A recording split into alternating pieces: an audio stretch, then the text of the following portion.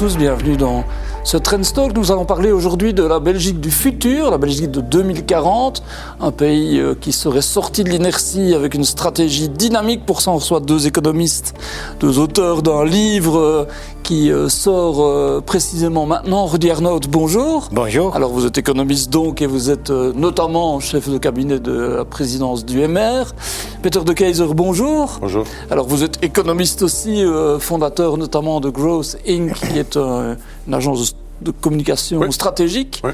Vous êtes tous les deux aussi chroniqueurs de Trends. On est très heureux d'ailleurs et on est heureux de vous recevoir pour parler de ce livre donc, qui est La Belgique en 2040 qui sort aux éditions Mardaga.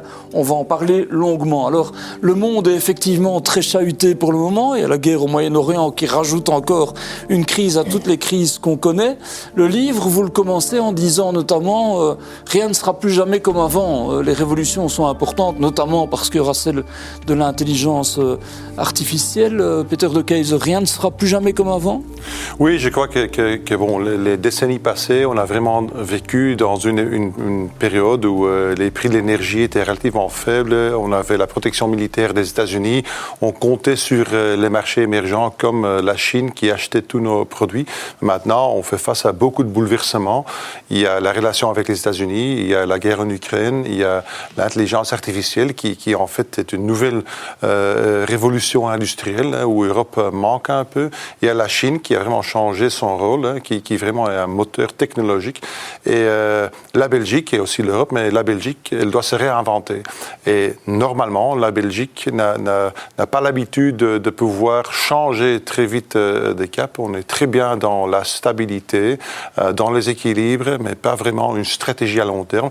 Et c'est pour cette raison-là qu'on a vraiment écrit ce livre. Oui, Rudy Arnault, le livre est d'ailleurs sous-titré de l'inertie à la stratégie. Donc ça montre quoi? Que pour le moment, en Belgique, on n'est pas assez dynamique?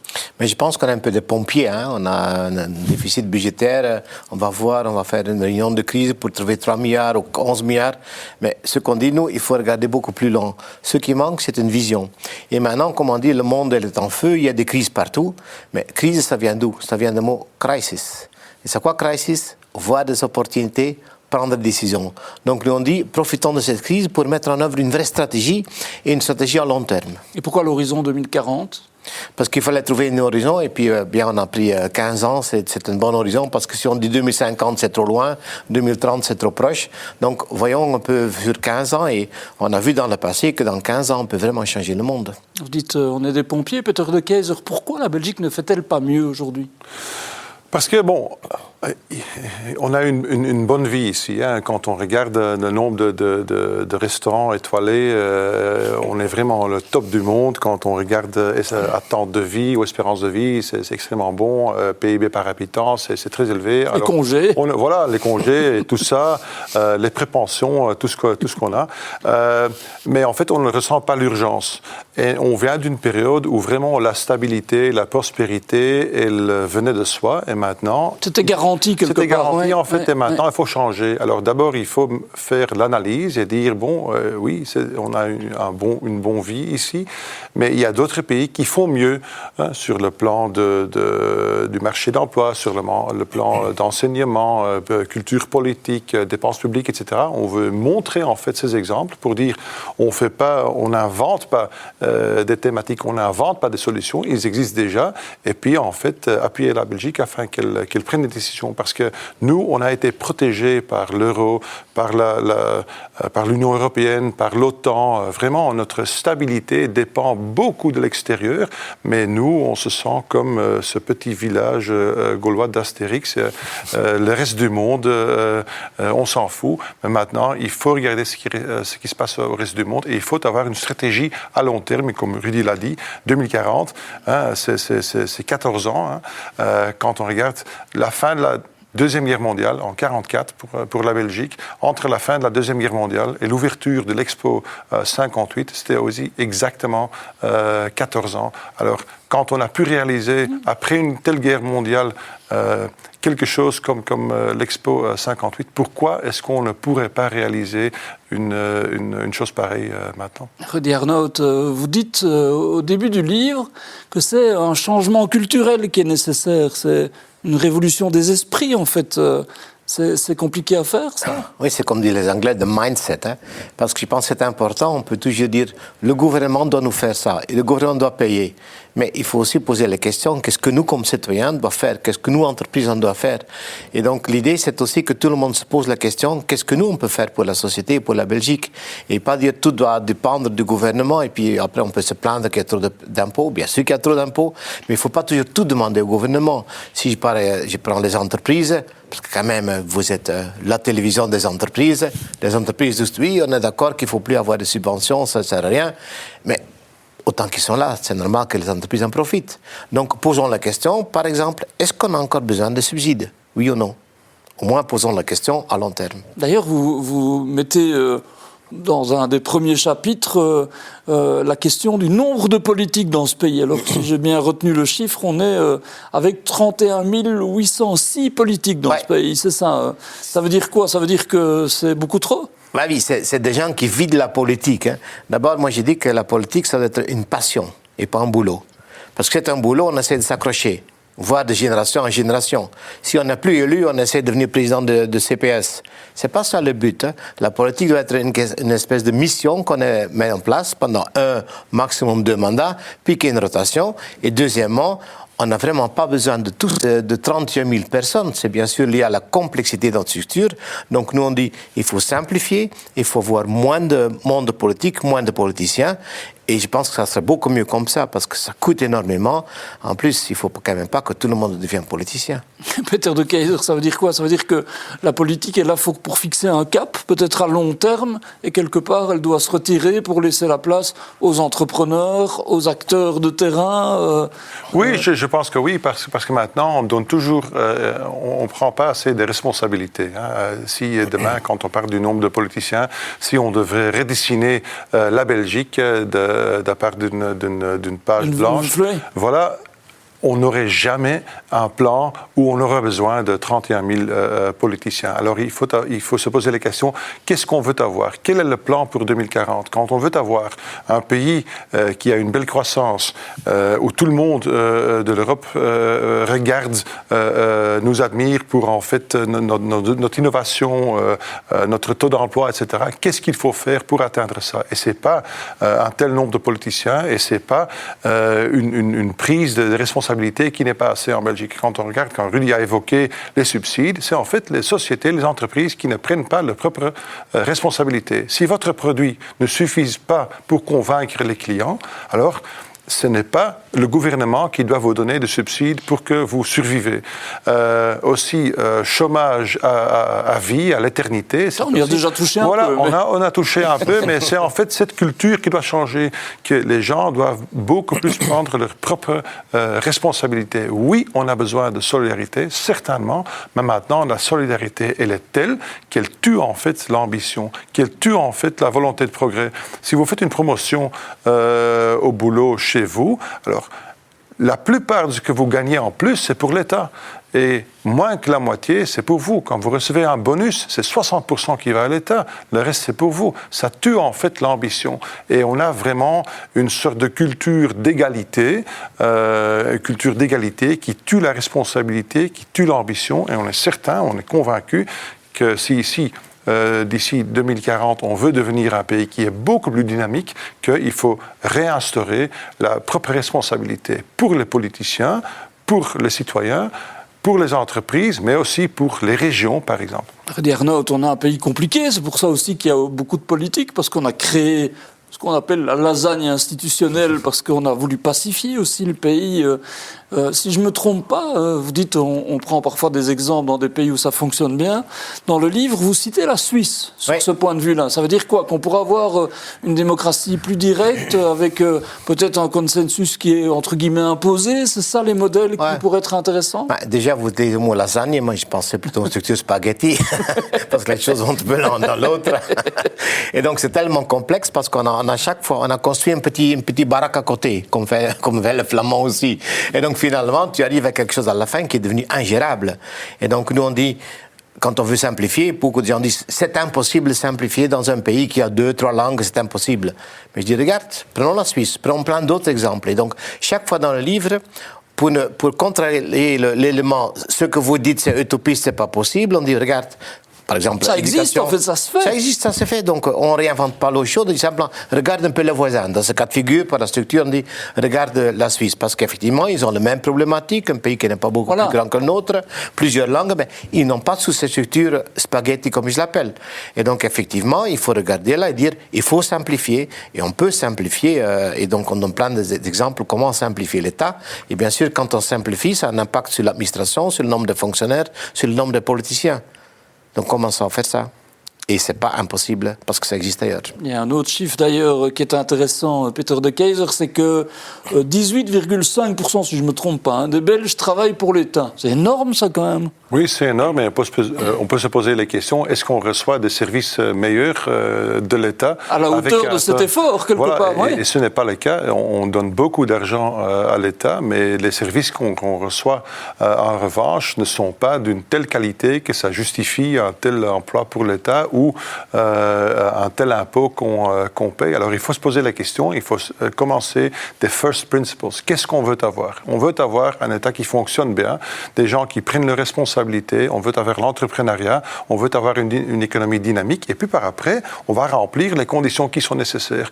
Et un État qui emploie 1 sur 5, ou une imposition qui est à presque 50% du PIB, ou 30 000 politiciens, c'est pas quelque chose qui correspond avec ça. Alors, de jour en jour, on a l'habitude de regarder telle proposition, telle loi ou tel sujet, etc. Mais il faut avoir la grande vue de l'histoire, de l'avenir, du monde. C'est ça, en fait, qu'on a essayé de faire pour dire, si vraiment on veut avoir un pays qui est beaucoup plus dynamique, il faut changer ça. Et en fait, 1 sur 5 qui travaille pour l'État, c'est pas quelque chose qui est... Et alors là, vous citez un autre exemple, c'est les Pays-Bas. On dit souvent qu'aux Pays-Bas, on a des qualités de services publics qui sont sans doute même meilleures que chez nous, avec... 12%. Voilà. Pas 18, mais 12. Voilà, ça fait et un pourcentage de dépenses publiques beaucoup moins important aussi.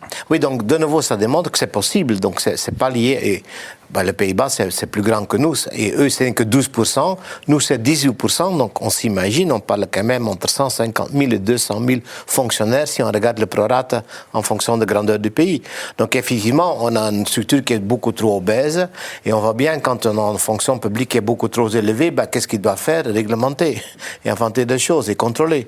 Et du coup, on voit aussi, j'ai fait des corrélations, de plus que le gouvernement se mêle de l'économie, le moins que ça marche et le moins qu'il y a l'esprit d'entreprendre.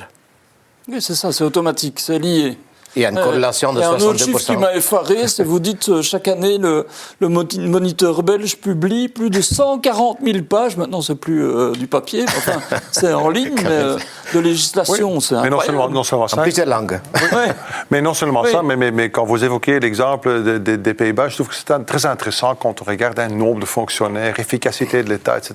Ce qui me frappe toujours quand on regarde des juges en tribunal aux Pays-Bas vis-à-vis la Belgique. Alors, aux Pays-Bas, on a 3 juges, ils ont tous leur iPad ou leur ordinateur et c'est tout.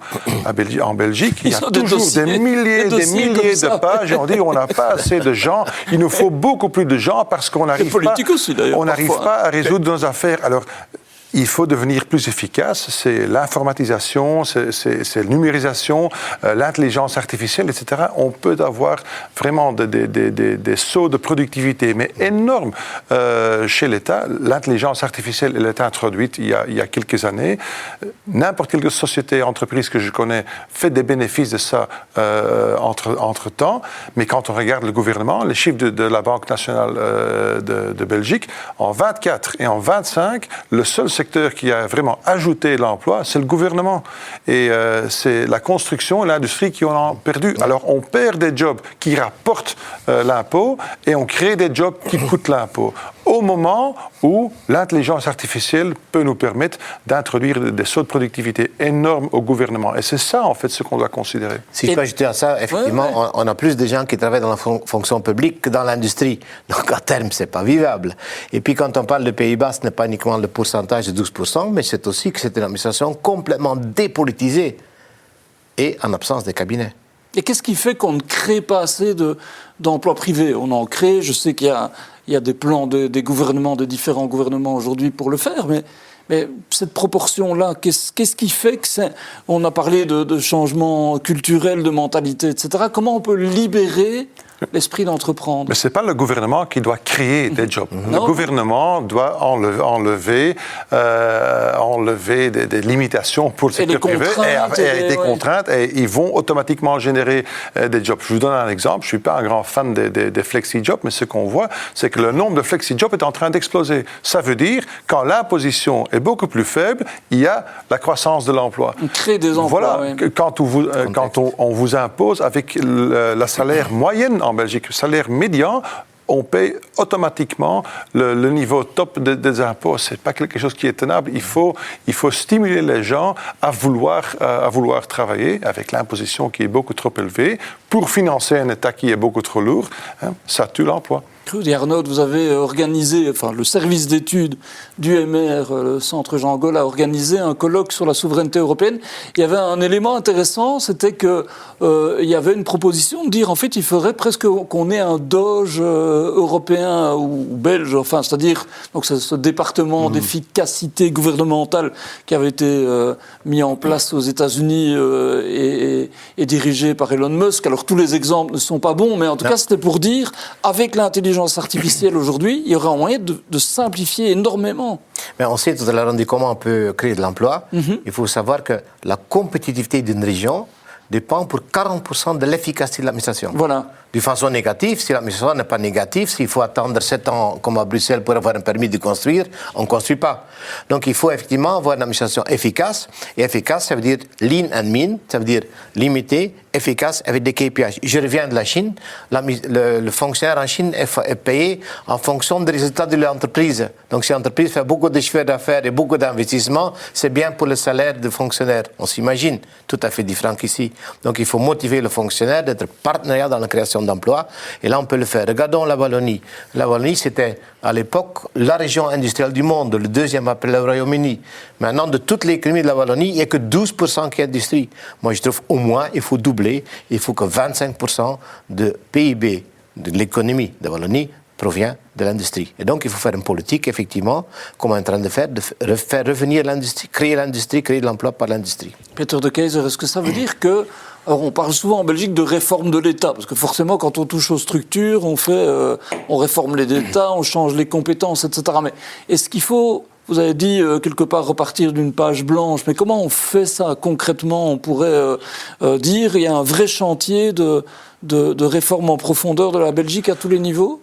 Je ne crois pas qu'on a vraiment... On a réformé l'État, mais on a vraiment fait grandir l'État, on l'a complexifié, et ça n'a pas ajouté à la croissance.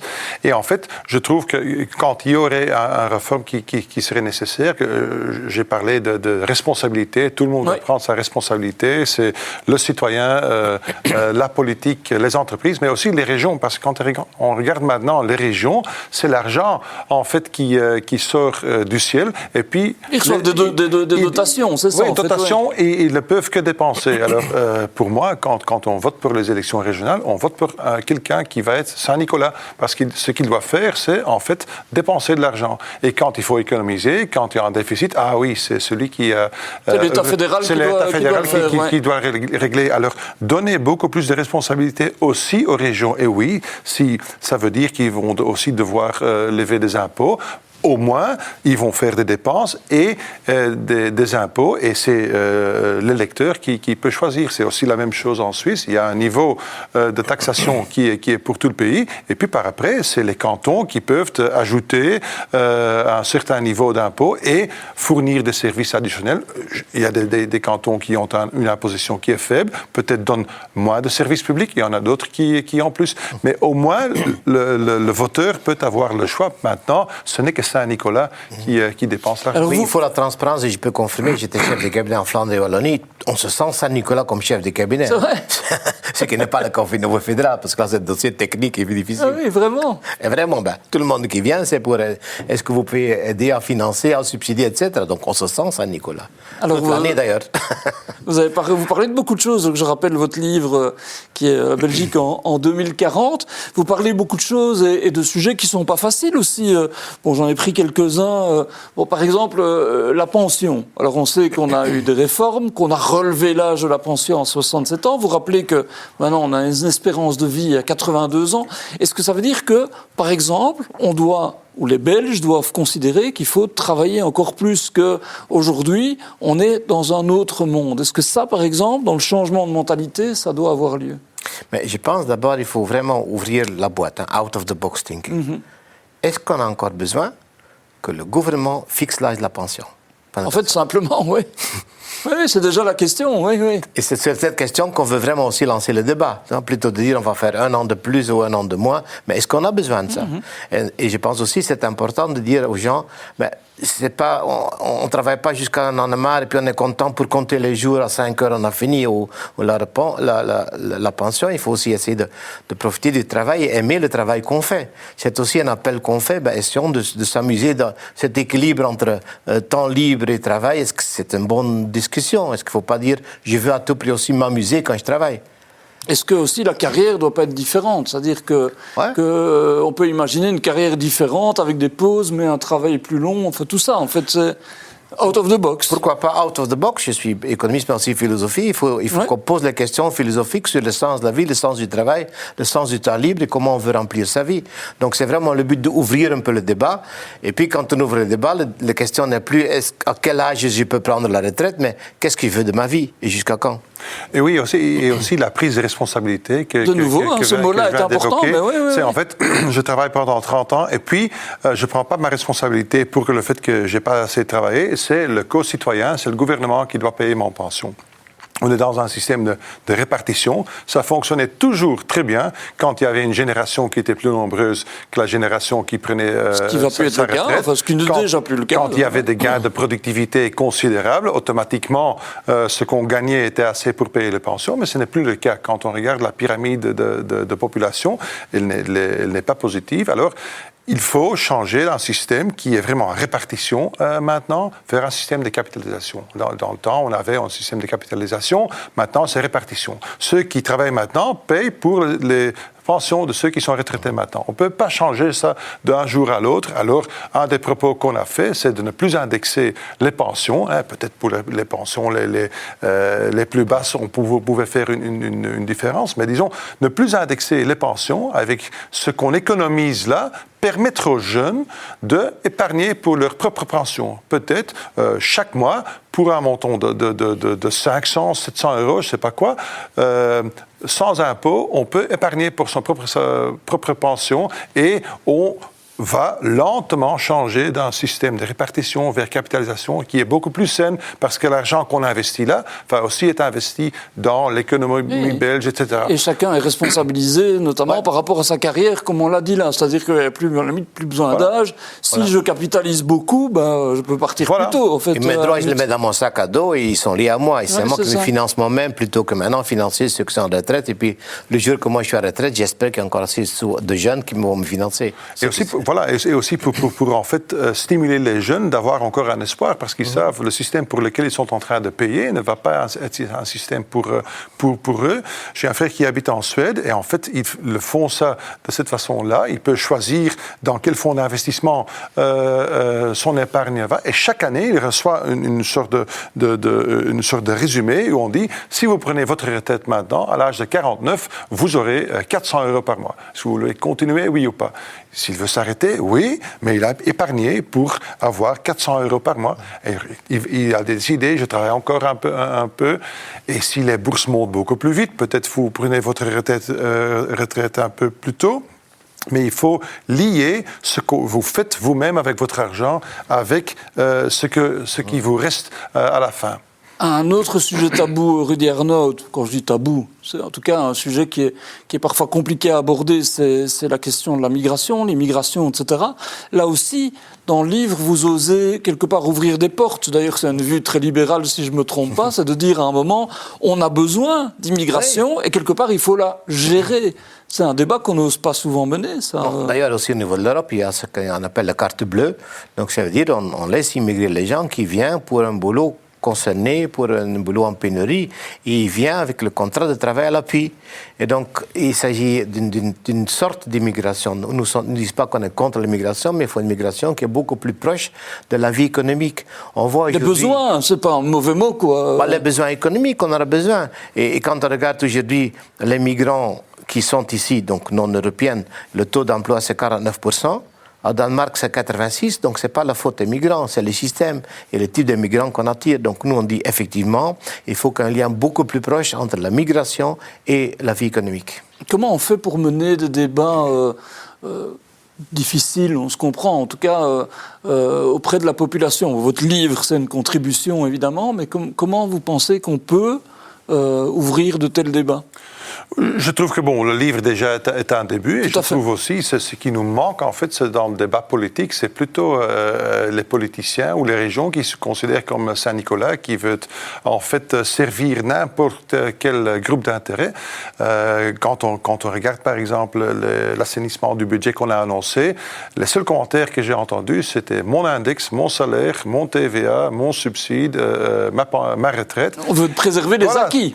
Personne n'a parlé de la société, notre avenir, les jeunes, etc. Alors je trouve qu'il faut de plus en plus regarder sur le gros plan, l'avenir, qu'est-ce qu'on veut faire de ce pays. Et on a vraiment une politique qui sert tous les groupes d'intérêt. Et pour moi, l'exigence serait que chaque politicien offre, lors des élections, sa vision pour le pays d'ici 10 ans, d'ici 20 ans. Parce que maintenant, ce débat est complètement absent. Oui, on commence avec la Banque nationale, le bureau de plan, qui font les calculs des programmes électoraux. C'est déjà un début, mais il faut avoir ce débat à long terme. Où est-ce que la Belgique veut être en 2040 et quel sacrifice est-ce qu'on va devoir faire pour y arriver? Rudy Arnaud, vous êtes un peu en politique, c'est-à-dire que vous avez dit, vous avez été chef de cabinet de ministre, maintenant vous êtes à un autre niveau, qui est peut-être un niveau plus de réflexion justement pour l'avenir au niveau d'un parti. Ce débat-là, il est possible. Vous avez un président qui est un peu disruptif, donc ça peut aider, j'imagine, un peu comme vous. Sinon, je ne serais pas allé chez lui. Vous ressemblez un peu, mais ça veut dire qu'il y a moyen de, quelque part, de shotter de changer les choses. Mais, comme on a dit au début de l'émission, nous sommes dans une époque de crise.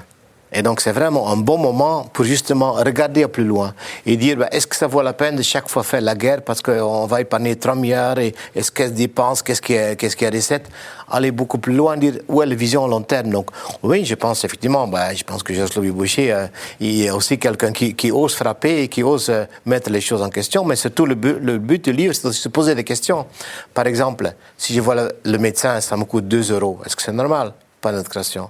Donc il faut ouvrir tous ces débats. Et c'est un peu le but du livre, ouvrir un débat, ne pas les prochaines élections, c'est pas ça l'objectif, c'est pour ça qu'on est 2040, c'est une vision long terme. Si Peter dit on va changer le système de pension, ça se fait pas dans un an.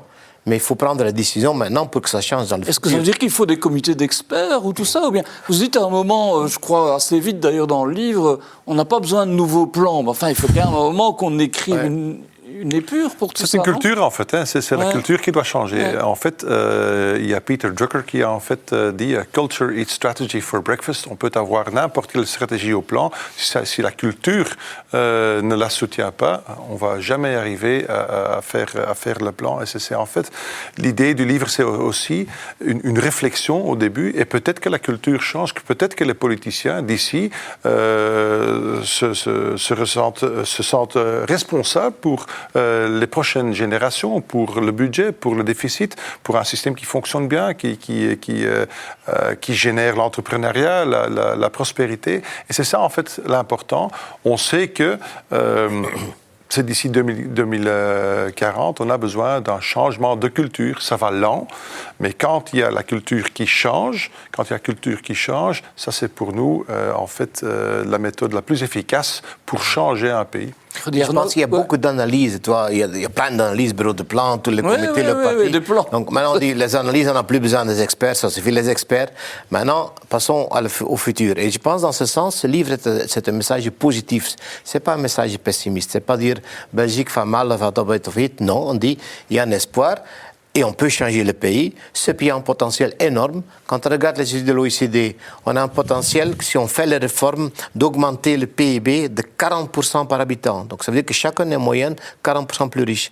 Mais pour ça, il faut faire les réformes. Et pour faire les réformes, on a besoin de tout le monde. Il faut que tout le monde soit derrière. C'est pour ça, comme dit Peter, il faut qu'il y ait un changement de culture. C'est le mindset, c'est entre les oreilles qu'il faut changer. Et pas toujours dire qu'est-ce que le gouvernement peut faire pour moi, mais aussi quelle peut être ma contribution, ma responsabilité pour mettre de nouveau notre pays sur le bon rail. Alors je rappelle, donc c'est la Belgique en 2040. Je me posais juste une question, mais la réponse est sans doute dans le livre aussi, mais aujourd'hui on parle de plus en plus de l'Europe. J'ai dit, vous avez fait un colloque sur la souveraineté européenne. Est-ce que c'est pas au niveau européen que ça se joue en fait ? Oui, bon, quand on dit que c'est au niveau européen que ça se joue, c'est de nouveau la Belgique qui ne prendrait pas sa responsabilité. On dit toujours, ah oui, c'est l'Europe, ah oui, c'est l'OTAN, ah oui, c'est la Banque centrale européenne. Il faut prendre notre propre responsabilité. Il y a encore plein de choses en Belgique, en Flandre, Wallonie, Bruxelles, qu'on peut faire nous-mêmes, et ce n'est pas parce que l'Europe existe qu'il faut toujours compter sur l'Europe. Il y a plein de choses qu'on peut faire. Les Pays-Bas, le Danemark, d'autres pays européens qui sont plus riches, qui ont une économie plus dynamique, ils ne sont pas toujours en train de dire « Ah oui, c'est l'Europe qui doit faire ça ou ça ». On peut devenir une économie beaucoup plus dynamique sans toujours devoir compter sur quelqu'un d'autre. Si la Belgique ne doit pas compter sur l'Europe, le citoyen ne doit pas toujours compter sur l'État. Et c'est ça, cette prise de responsabilité de citoyen à région, entreprise et pays, c'est ça en fait qui est nécessaire. Responsabilité, c'est un beau mot pour finir. Ah, évidemment, responsabilité. Et liberté. Responsabilité, liberté, c'est de bons mots, c'est de bonnes valeurs. En plus, moi, j'ai travaillé 3/4 de ma vie à l'Europe. L'Europe, c'est qui ? C'est nous. Donc, on peut aussi déterminer l'agenda de l'Europe. Quand on dit que l'industrie est important, mais ça se joue au niveau de l'Europe. Donc, peut-être le prochain livre est l'Europe 2040. Oui. Ah, voilà, j'ai déjà donné le titre du prochain livre. Rudy Arnaud, merci beaucoup. Peter de Keyser, merci beaucoup. Je rappelle votre livre, donc, qui est La Belgique en 2040 aux éditions Mardaka. Comme ça, vous pouvez aller le chercher chez votre libraire tout de suite après avoir vu l'émission. Je vous remercie tous. À la semaine prochaine pour un nouveau Trendstalk. C'est tout pour aujourd'hui. Vous vous intéressez aussi à l'actualité boursière et au conseil des investisseurs. Alors retrouvez-nous également sur le canal Trends Bourse. À très bientôt, ici sur Trends Tendance et sur Trends Bourse.